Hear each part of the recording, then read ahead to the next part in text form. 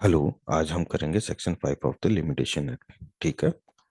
देखिए क्या कह रहा है। सेक्शन 5 को समझने से पहले एक बार हमें वापस से सेक्शन 3 पे जाना होगा। देखते हैं क्या कहता है section 3।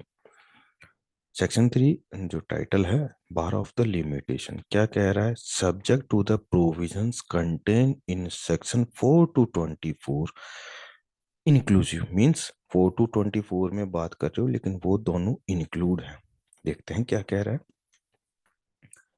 Every suit instituted, every appeal prefer और एवरी एप्लीकेशन मेड। सेक्शन 3 में तीनों ही चीजों के लिए बात की जा रही है। क्या कह रहा है, कोई भी सूट इंस्टीट्यूट हो रहा है, अपील परफर हो रही है या एप्लीकेशन मेड की जा रही है, और ये तीनों ही चीजें फर्स्ट सूट, सेकंड अपील और थर्ड एप्लीकेशन जो है वो तीनों ही की जा रही है, लेकिन कब कर रहे हो, आफ्टर द प्रिस्क्राइब पीरियड। अभी इस प्रेस्क्राइब पीरियड को भी देखते हैं। क्या कह रहा है कि suit instituted after the prescribed period, appeal पर आफ्टर द प्रेस्क्राइब पीरियड और application made after the prescribed period. तो क्या कर रहे हो आप, उस जो भी आपका एज द केस में भी होगा, चाहे सूट हो, अपील हो या एप्लीकेशन हो, आप क्या करोगे, डिसमिस कर दोगे। Although the limitation has not been set up as a defence, कि भैया आपने चाहे उसको डिफेंस में लिया हो या नहीं, ठीक है ना। इसको एक बार देखते हैं हिंदी में ही।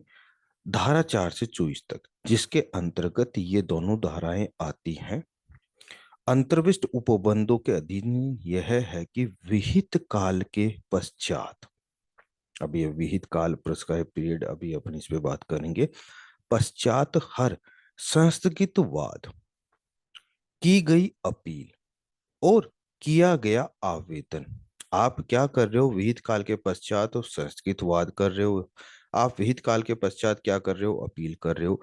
और आप विहित काल के पश्चात क्या कर रहे हो, आवेदन कर रहे हो। तो क्या होगा, चाहे आप कुछ भी कीजिए, उस पीरियड के बाद में आपका जो भी सूट होगा, अपील होगा, एप्लीकेशन होगा, खारिज कर दिया जाएगा।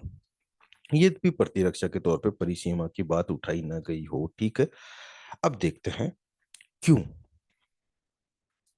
पहले एक बार अपन ने बात की थी पीरियड ऑफ लिमिटेशन, और प्रिस्क्राइब पीरियड को भी देख लेते हैं। क्या कह रहा है, period of limitation prescribe for any suit, appeal और एप्लीकेशन। यहां पर देखो, पीरियड ऑफ लिमिटेशन जो बता रहा है वो दो चीजें अपनी इस डेफिनेशन है जो कि सेक्शन 2 के जे में डिफाइन कर रखी है।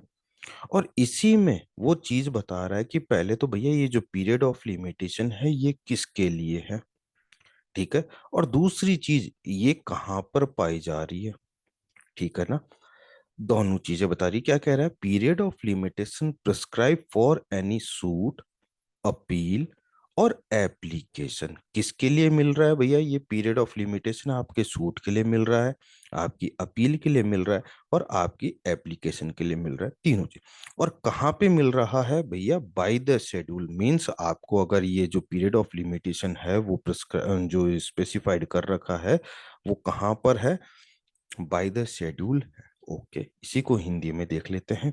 परिसीमा काल से वह परिसीमा काल अभिप्रेत है जो किसी वाद, अपील और आवेदन के लिए विहित अनुसूची द्वारा विहित है। अनुसूची अपने जो लिमिटेशन एक्ट के बैक साइड में दे रखी है, आप देखिए क्या कह रहा है। जो अपनी जो शेड्यूल दी हुई है जिसमें पीरियड ऑफ लिमिटेशन को डिफाइन कर रखा है, उसमें आर्टिकल 1 से लेकर 137 तक है, जिनको आगे चल के तीन पार्ट्स में डिवाइड कर रखा है। फर्स्ट पार्ट में है आपके सूट, सेकंड पार्ट में है अपील और थर्ड पार्ट में क्या है, एप्लीकेशन, ठीक है।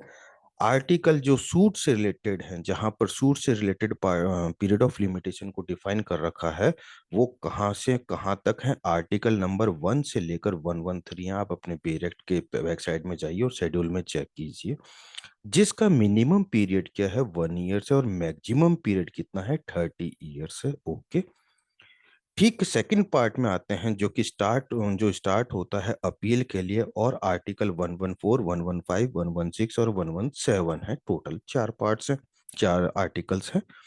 और जो जिनका मिनिमम जो टाइम है वो 30 डेज है और मैक्सिमम जो टाइम है वो 90 डेज है। ओके।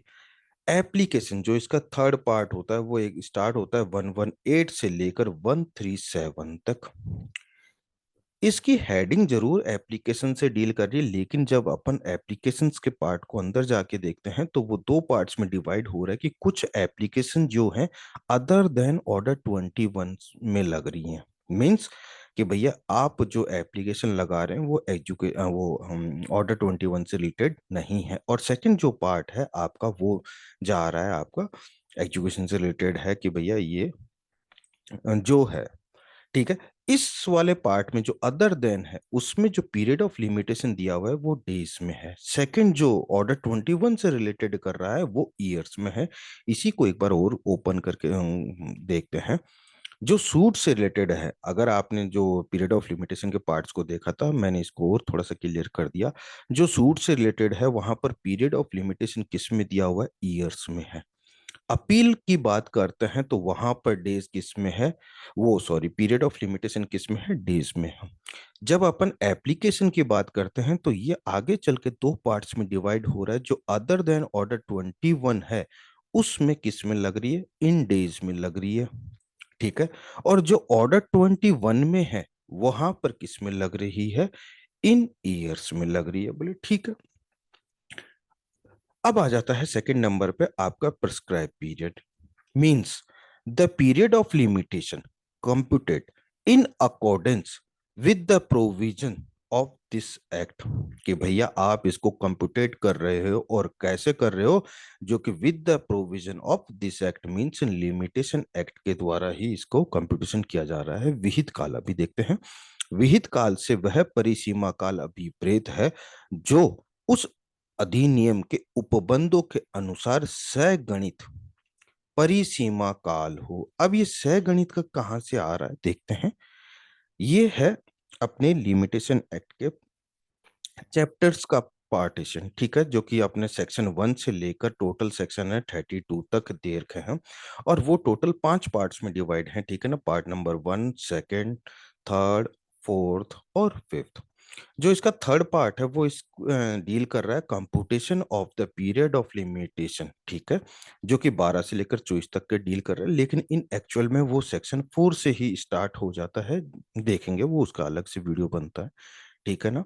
तो क्या कर रहा है कि भैया आप जो सगणित कर रहे हो वो इस एक्ट के प्रोविजन से डील कर रहे हो। बोले ठीक है। अब आते हैं अपन अपने सेक्शन 5 पे। आपने बात क्या की थी सेक्शन 3 में, आप किस किस को अल्लाह वो कर रहे थे, बातें कर रहे थे सेक्शन 3 में, सूट की, अपील की, एप्लीकेशन की। और एप्लीकेशन आगे चल के जो डिवाइड हो रहा है टू पार्ट्स में, लेकिन हम यहाँ पर बात कर रहे हैं केवल एप्लीकेशंस की। क्या कह रहा है, एनी अपील और एनी एप्लीकेशन। अब वो एप्लीकेशन कौन सी की बातें कर रहा है, any application other than an application under any provisions of the order 21 of the code of the civil procedure। Means मैंने क्या बताया था, कुछ थी अदर देन ऑर्डर 21 में थी और कुछ थी इन ऑर्डर 21 में थी। अंडर 21 में कर रहे थे आप कुछ चीजें, तो क्या कर रहे हो, हम ऑर्डर 21 वाली को नहीं ले रहे। क्या कह रहा है, एनी अपील और एनी एप्लीकेशन, जो कौन सी एप्लीकेशन है वो ऑर्डर अदर देन ऑर्डर 21 है, मे बी एडमिटेड। आप एडमिट कर रहे हो मे के साथ में, आफ्टर द प्रेस्क्राइब पीरियड। आपने अभी पहले क्या कहा था सेक्शन 3 में, अगर हम देखते हैं वापस से, तो इस जगह आपने क्या बोला कि भैया आफ्टर द प्रेस्क्राइब पीरियड। आप सेक्शन 5 में भी वही बात बोल रहे हो, after the prescribed period, but यहां पर है सेल बी डिसमिस। लेकिन आप क्या कर रहे हो, सेक्शन 3 में से हटकर आप अलग बात कर रहे हो, may be admitted after the prescribe period. अब क्या रीजन है, इफ द अपीलांट, आपका केस कौन सा है, अपील का केस है, या फिर इफ द एप्लीकेंट, आपका केस कौन सा है, अपील का, वो एप्लीकेशन का है। इफ द अपीलांट, ये या if the applicant satisfied the court that he जो भी आपका केस है अपील का या वो एप्लीकेशन का, had he sufficient cause for not preferring the appeal और making the application within such time, कि भैया इसके पीछे भैया उसको जो कोर्ट है, कोर्ट को वो सेटिस्फाइड कर रहा है कि भैया मेरे पास में क्या था, सफिशिएंट कॉज था, इस वजह से मैं विद इन जो टाइम था उसमें नहीं कर पाया। एक बार हिंदी में देखते हैं, कोई भी अपील या कोई आवेदन जो सिविल प्रक्रिया संहिता के आदेश 21 के उपबंधों में से किसी के भी अधीन के आवेदन से भिन्न हो, मींस भैया आप एप्लीकेशन जो कर रहे हो, आवेदन जो कर रहे हो, अदर देन कौन से कर रहे हो, ऑर्डर 21 से विहित काल के पश्चात ग्रहण कर लिया जा सकेगा। सेक्शन 3 में क्या कह रहे हो कि विहित काल के पश्चात ग्रहण नहीं करेगा,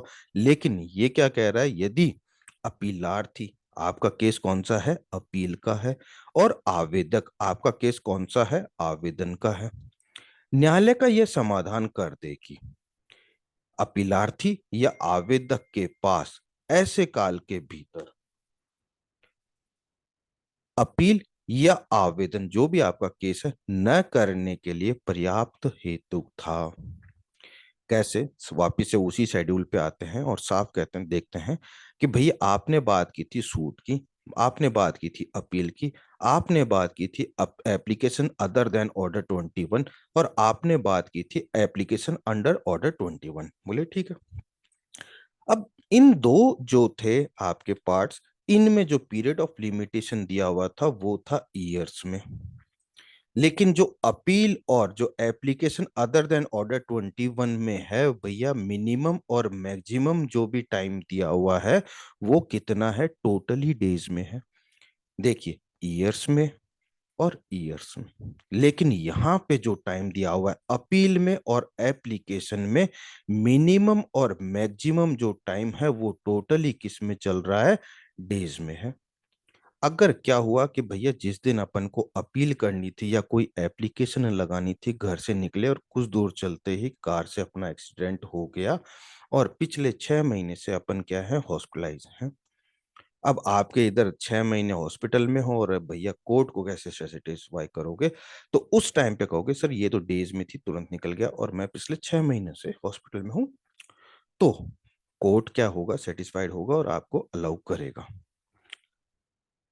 फिर इसका एक स्पष्टीकरण है वो भी देख लेते हैं। यह तथ्य कि अपीलार्थी या आवेदक विहित काल का अभिनिश्चय या सगणना करने में उच्च न्यायालय के किसी आदेश, पद्धति या निर्णय के कारण भुलावे में पड़ गया था, कि भैया या तो अपीलार्थी जो है या फिर आवेदक जो भी है, जो काउंटिंग कर रहे थे उसमें कुछ ना कुछ गलतियां हो गई, तो क्या माना जाएगा, इस अर्थ के, इस धारा के अर्थ के भीतर पर्याप्त हेतु को हो सकेगा, मींस भैया कोर्ट उसको अलाउ कर देगी, this is the sufficient cause in, and क्या कह रहा है, the fact that the appellant और applicant was missed by any order, practice और judgment of the high court in, इसमें हो रहा है इन असरटेनिंग और कंपाउंडिंग द प्रेस्क्राइब पीरियड में be sufficient cause within the meaning of this section, कि भैया अगर ऐसा कुछ रीजन होता है, कोर्ट उसको मानती है कि भाई हाँ गलती हो गई, तो वो क्या करेंगे, उसको अलाउ कर देंगे। ओके,